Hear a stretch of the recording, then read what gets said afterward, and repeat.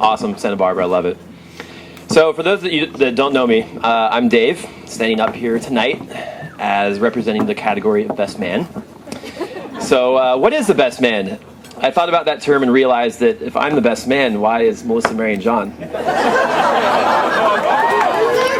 I don't know, but tonight I'll just be a pretty good man, and John Confar, you can be the best man. So when I was looking into what to say as the best man, I did what any logical person would do. Go to the internet. And I searched for hours and hours and found some really good stuff, but then I remembered that I was supposed to be looking for speech ideas. So I'll just talk about John, and 'cause it's pretty much easier anyway. So I met John many, many years ago when we both played soccer on a team called the Raiders, which his dad Tom coached. I can't remember exactly how our team did, but for the sake of this speech, we won the World Cup when we were 7 years old. It's pretty awesome. As John and I grew older and more mature, classy, we hung out a lot more, even during the rare college holiday weekends when he'd be home from University of Arizona and I'd be back from UC Santa Barbara. During that time, when we were 19 or so, I discovered he had purchased an excellent fake ID with his picture, and I remember seeing the New Jersey state ID, and it was breathtaking. Then suddenly we started hanging out a lot more, and coincidentally realized we had a lot more in common than we previously knew. The easy access to booze had nothing to do with it, I'm sure. After college, we took Vegas trips, went on a Caribbean cruise, conquered a 10-year high school reunion, and he even took me to his date in Cancun back in the glory days of the mortgage business. Together, we also dressed up to chili cook-offs and organized wildly successful slosh ball events that everybody at table 4 and 5 can agree with. And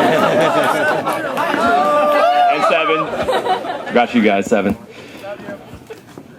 And we still remain classy.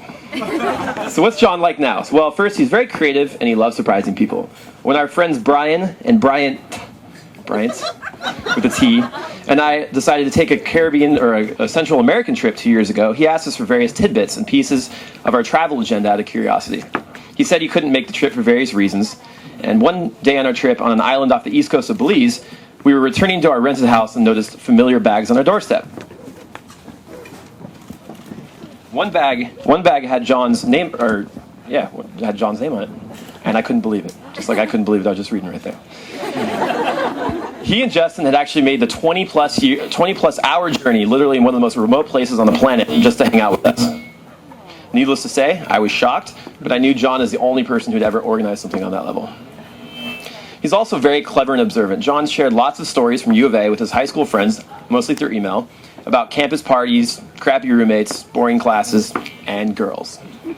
Naturally, the latter subject dominated most of our emails. Unfortunately, I wasn't there to be his partner in crime, but he did provide several field-tested tips about how to approach girls in lecture halls and how to wear a color such as royal blue on the Valentine's date to bring out your amazing eyes.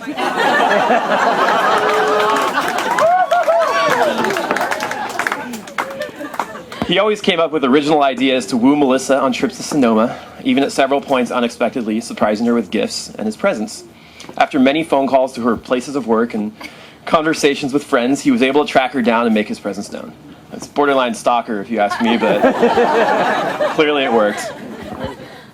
John's also a major fan of golf, fast cars, fine watches, and good scotch. Man things. But despite these classy tastes, his favorite kind of night is simple. Scotch, steak, good conversation. Or sometimes just pizza and beer, which is another solid night. And in the high school years, the obvious choice was In-N-Out burgers and 40s of malt liquor. Now, that would Old English 800. That would be great. Well, not now, but in general, it's great. But now he's all grows up and does mostly domesticated things, like taking the dog for a walk, Shelby, volunteering at marathons, and planning group dinners with his friends and his now wife. And the wife, Melissa. Why would he marry her? Well, she's loving, caring, and really just a wonderful person. And she casts a warm, bright aura of fertility. I mean, look at you. She's glowing right now. I mean, look at this. But truthfully, John and Melissa are great individuals, and together they make an awesome couple. You both are very important to everybody here, and on a personal note, I'm really happy you're both in my life. So let's raise a toast. Everyone grab your glasses. Yeah. Here's to love, laughter, Melissa and John's future, and everyone having a blast at this awesome event. Cheers.